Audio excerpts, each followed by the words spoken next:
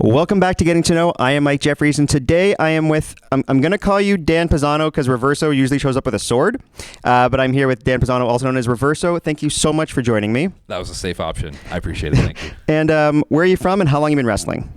I'm from Windsor, Ontario. I've been wrestling since 2005. Believe it or not, this would be the 20th calendar year. That's crazy. Something else. But I did spend from 2009 to 2015 where I was on hiatus. I was raising a family and I was trying to do the responsible, respectable thing. And unfortunately, just like the mob, once you feel like you got out, they find a way to pull you back in. They bring me back in. Yeah. And so because I was looking you up on Cage Match, and I saw, I'm like, because sometimes Cage Match, I think our Electrico was also some Electrico in Mexico. It's not the same person. But so that is you. That 05 to 09 is also you. Yes, and I actually have a funny story to go along with that. So back when I first matched back with Border City Wrestling, it was a battle royal. And when I was coming out to the ring, one of the fans grabbed Jeff Kavanaugh, who's like a promoter for Border City Wrestling, and he grabs him by the shoulder and he says, "Hey, that Reverso, is that the same guy from who is that?" And Jeff goes, "Yeah, of course it's the same guy. Like, why would we just put someone else under the mask? Like, what is it, Kane? Like, I got that over. Fake Diesel. No, I never even made it on TV anywhere." Well, and it's funny. So I would have seen, because I was at a Battle Art show. Would have been like 2017-ish when I was like trying to help out just to get into announcing, and I had no idea who you were. But I'm like, I don't know who this Verse guy is, but that's a hell of a moonsault. Yeah, and actually, Battle Arts, I have to shout out to Battle Arts, give a huge thanks to them, because when I was first coming back in 2015 and 16 and that, like when I was saying, I didn't have any bookings, I didn't have any prospects, I wasn't very well known, and thankfully, like Anthony Corelli, the guy who runs Battle Arts, he's got a familiarity with Scott, and they were able to give me a spot on some of the student shows where I was making those sacrifices, those long drives, not making any money, you know what I mean? But thankfully for those spots, like I was able to like showcase myself a little bit, and I really feel like that's where I helped like get things going, was from Battle Arts. And through Battle, did you meet Gabriel Fuerza through Yes, Battle Arts? Actually, I did. So our first matchup was in Destiny Wrestling. So that's my first meetup with my arch nemesis, Gabriel Fuerza, and it's been history ever since. I would ask you what brought you to Barrie Wrestling, but your first match here was for the title against Gabriel Fuerza, who took your mask, and it's been an incredible rivalry here, everywhere. Every match I've seen with you guys has been awesome and different. And I said in our little group chat here that it reminds me a bit of Sami Zayn and Kevin Owens, and that it's just this perfect mesh of styles where I could watch you guys wrestle 1,000 matches. Thank you. When did you realize that you and Fuerza had this connection, this chemistry in the ring that worked? It sounds like almost too good to be true, but it feels like it was before we even got into the ring. Like, I remember when we were first talking about the idea of the mask versus hair storyline, it was supposed to be with Von Vertigo. But then just as I was driving home, a friend of mine called me up and told me, like, "Oh, I could see this going with Fuerza, actually. I think it would make more sense." And then, believe it or not, it just naturally developed that way. And then the more I thought about it, like even before we got into the ring, the more I did like realize, like, oh, this is the way to go. This actually does make the most sense. And then as we got into the ring, like it just reaffirmed that, okay, yeah, this is the way to go. Because when I'm trying really hard, like I had a lot of passion into that. And when I try really, really hard, I tend to mess up a little bit. I'll push things a little bit too far. But he just had the skill of like reining in things and bringing it back home. And from that first match, that's when I knew right away. So this was the point where the camera battery died, and then we tried to pick up where we left off. So sorry for the weird cut here. But back to the interview. Speaking of Fuerza, your first matchup here is one of the best reactions I've ever heard. You actually have two of the best reactions I've ever heard, but this one was when you won the title, you could hear a pin drop. And one of the problems, to pull back the curtain a bit, with indie wrestling is you have your champion defending against the guy who doesn't wrestle there. It's like, oh, I wonder who's going to win this matchup. There's a local promotion I won't name who advertised the title match and also said one time only for the opponent, which is kind of letting you know how that match is going to go. So when you hit Fuerza with the metal shoulder pad, you put him in a submission, he's unconscious, ref calls for the bell, and you hear nothing. How good of a feeling was it to know you just shocked the entire crowd? It's good and bad because when you're over here, you're not sure if that's a good reaction where it's complete silence. In Japan, you know that's you've hit it. Yes. You know what I mean? So considering the situation, how I was coming in as a heel, that first initial moment, I was like, uh-oh, did we do this right? And then as I look around and everybody's mouth is open and that's why everyone's silent, is they're like, oh, and just disbelief, then I was like, okay, we have something here for sure. Yeah, I actually like watching that moment back and like pinpointing different people in the audience when it happens. And my second favorite, or my other favorite one, is when Jody Threat beat you for the title. Because same thing. So here's Jody. She's not a regular here. It's a title match. You know, I think you'd only had the title for a couple months. Okay, how's this going to go? Like, maybe Jody beats him by DQ, whatever. Fuerza's music plays, distracts you. She rolls you up 1, 2, 3, and the place went nuts. And again, pulling back the curtain, as play-by-play, I don't know. Like, I know the minimum because I am a terrible actor. So the reaction you hear from me is legitimate. And the reaction when Kyle Boone's music plays a minute later and I'm like, I'm going to go punch Sean in the face is also real.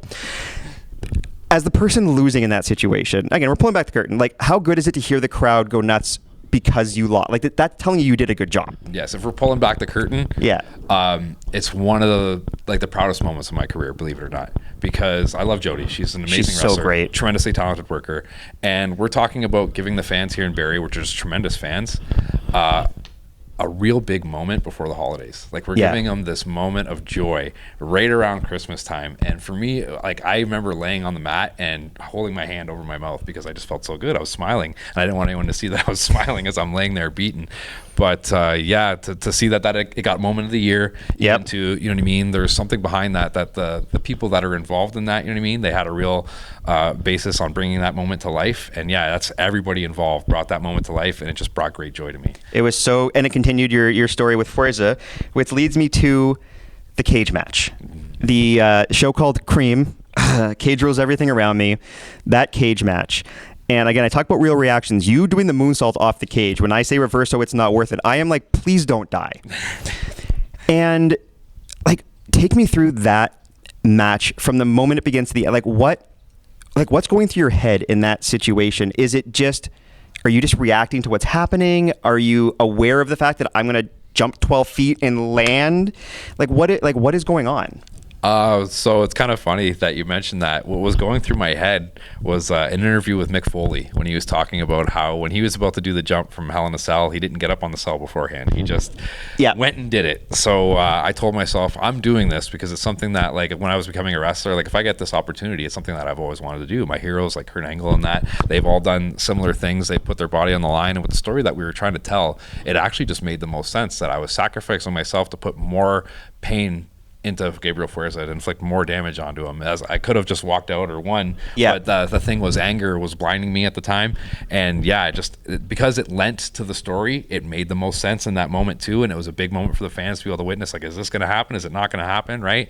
And then, yeah, so there's a little bit of fear there, but like, practicing over the years that you're going to be able to protect yourself and you're hoping for the best. There's a little bit of crossing your fingers and gritting your teeth and saying, I hope this works out. And then afterwards, when everything did, it's like a sense of relief in a sense. Like, when you hit the mat and you're still in one piece, is there a little bit of like, okay, I got to finish the match, but okay, I didn't die. Yeah, there's inside my head, I'm going, whew, okay, that was close. Yeah, for sure. Because I assume you spot your land, like, in the air. Like, I've heard that's about divers and stuff like that. Like, you spot your landing kind of as you're rotating through. You get a bit of an idea of where you're going to come down. Oh yeah, so I'm not going to name any names, but I've saw recently that there are some of these moonsaults that were going to the outside that people were putting online, and like, yeah, a lot of them, they are being done like improper. Like, you want to be able to control your body and make sure that you're putting all soft parts onto your opponent. You know what I mean? You don't want to hurt anybody, like, for real kind of thing, right? You're not trying to put your foot into somebody's forehead. You're not trying to put your elbow or knee into somebody's face and stuff like that. Or your shins onto the guardrail. Yeah, or shins on the guardrail. Yeah. So most of the time, what I'm doing is I've got enough experience doing the moonsault now where I do, like, kind of take a little peek back and I measure it out and I gauge how slow I have to have my rotation, where everything needs to be in order to make it, like, safe. Like, the higher up, the slower your rotation and everything like that, right? So it's kind of a feel thing, and it's not something that you're going to be able to go up there and do the first time, I don't think. So yeah, that's like from experience. Well, because you don't want to land feet first. You know, you can ask Bronson Reed about that. You do not want to land feet first. You want to land flat. And I do, if you haven't seen two of his earlier matches, acai moonsaults off the second rope into the first rope. Well, one was onto the guardrail. I think one you cleared the guardrail. Yeah. And that was actually something we used for the cage, as it was also to protect the fans. But you get some height and some distance off of that, which is very impressive. Thank you. I've always been blessed with some hops for a little guy. Yeah. No, and like, you don't. And I mean, it's something too, you know, I'm only 5'8" on my dating profile, my wife says, but I'm 5'7". But like, you don't carry yourself like a little guy, right? Like, you've got some, I mean, you're jacked, I'll give you that much. You remind me actually a bit of Matt Cross in build. Because I drove Matt Cross from the airport once, and he looks like a school teacher who takes his shirt off, and you're like, you're -4% body fat. Like, what is even this? The Ned Flanders effect. Yeah. I would not call him Ned Flanders, but yes. I have another. So you are, you're a friendly guy. Thank you. And I've said a few times that the best heels are good people. Your facial expressions in the ring are terrifying. And I've talked about this. Alexia hates that I say that your match with her is one of my all-time favorites. And it's just this face you have. How do you get into that before getting into the ring? Like, how do you tap into that side of you? It's a process where I have to like ignore what I normally like my natural instincts, and I literally have to tap into like I think about people that I put in that position in my life where these people are heels in my real life, and how do they react to me in my real life, and how are their facial expressions in my real life. So what I'm trying to do is I'm trying to emulate these people that I'm actually scared of, and then that's where I produce my character. Sorry, pardon me, just picture you ticking your wife off. Hold on, I'm taking notes. Okay, her eyebrows did this. Right? Can you do that face for me one more time again? Thank you. Okay. I'm gonna get in trouble when my wife watches this.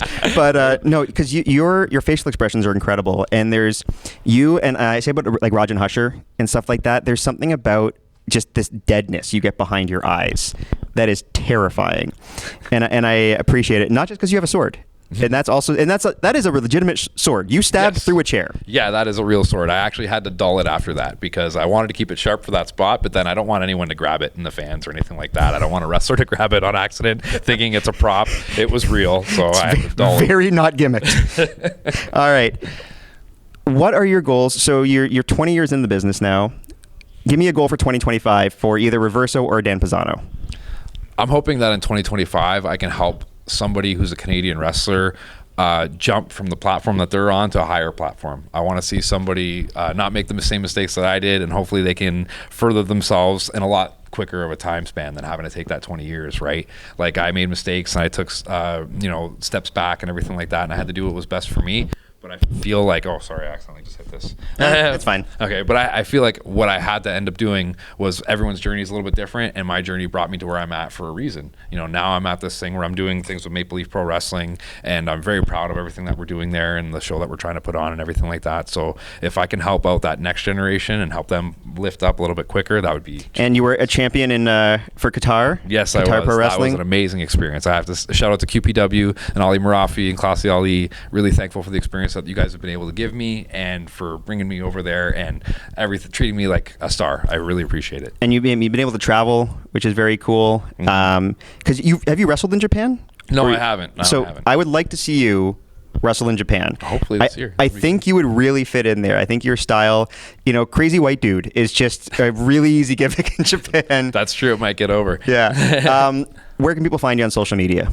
At Dan Pizzano on Instagram, at Dan Pizzano on Facebook, and then on X at OS Reverso. So it's the same frontwards and backwards. Okay. That took me way too long. Yep. Dan, it has been an absolute pleasure. I love every one of your matches. Fans, you've got to check out everything he's done that we have on Rush Hour, IWTV. The cage match was nominated for Match of the Year. Should have won. Regardless, great talent. Really appreciate you taking time with me. And good luck tonight defending your Three Pistols title against a woman who is ready for revenge in Alexia Nicole. Yeah, I'm hoping to break the trend of Jody winning and everybody. No, I'm going to keep it today. That's my goal. I thought you were going to say you're hoping to break the other shoulder this time. Yeah, maybe I should try and break Alexia's. Yeah, let's see how she makes it out of here. Thanks for joining us. We'll be back with more Getting to Know real soon. Nice. Thanks so much, man.